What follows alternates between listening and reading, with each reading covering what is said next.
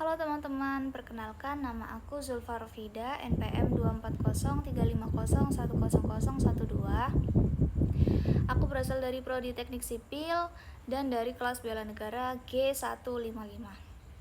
Sebelumnya aku minta maaf ya guys kalau pengucapan aku kurang jelas karena aku habis kecelakaan guys, bibir aku terluka.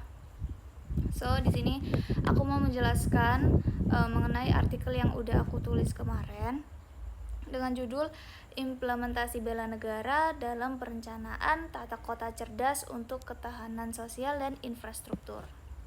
Nah, di era modern seperti ini, bela negara tidak hanya berbentuk pertahanan militer aja, tetapi juga mencakup upaya menjaga keselamatan masyarakat, meningkatkan kualitas hidup, dan memastikan ruang kota aman serta nyaman dihuni.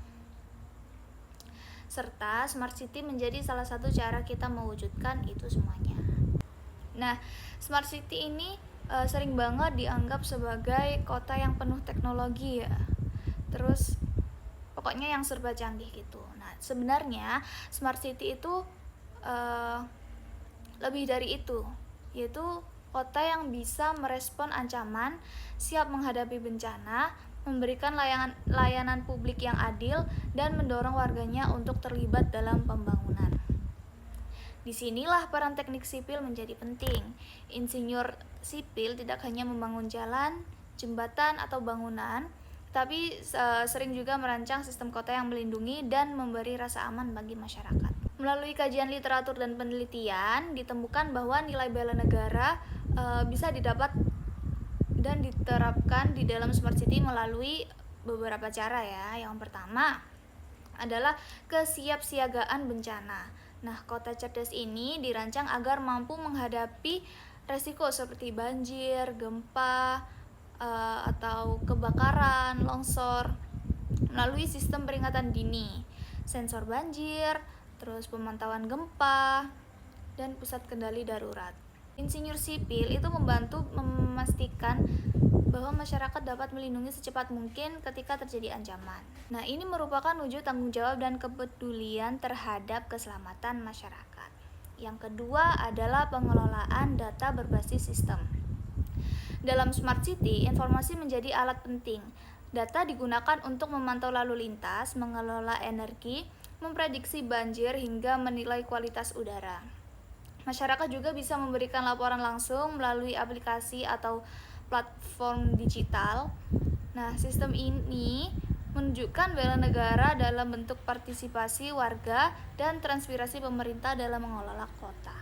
Oke, yang ketiga, Smart City harus memberikan layanan publik yang inklusif.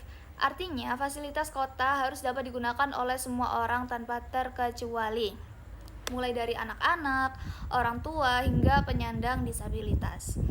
Ketika kota memberikan ruang publik yang aman, transportasi yang merata, dan layanan kesehatan yang cepat diakses, rasa kepercayaan masyarakat terhadap negara semakin kuat.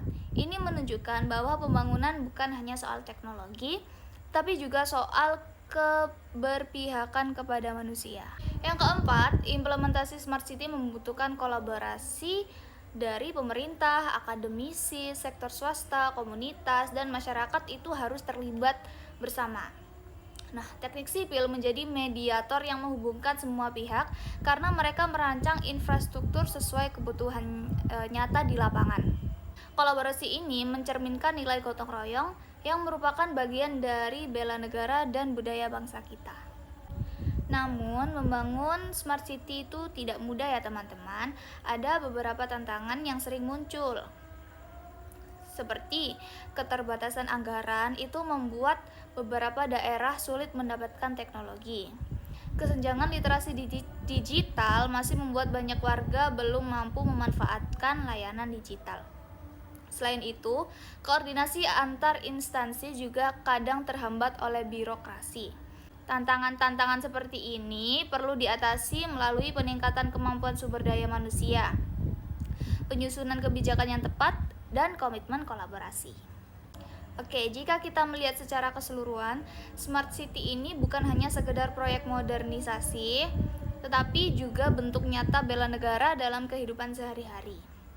Ketika insinyur teknik sipil merancang drainase yang mencegah banjir, terus membangun sistem evakuasi gempa, atau menciptakan ruang publik aman, serta mereka sebenarnya sedang memperkuat ketahanan nasional. Nah, Smart City adalah benteng pertahanan baru di mana keselamatan dan kesejahteraan warga menjadi fokus utama.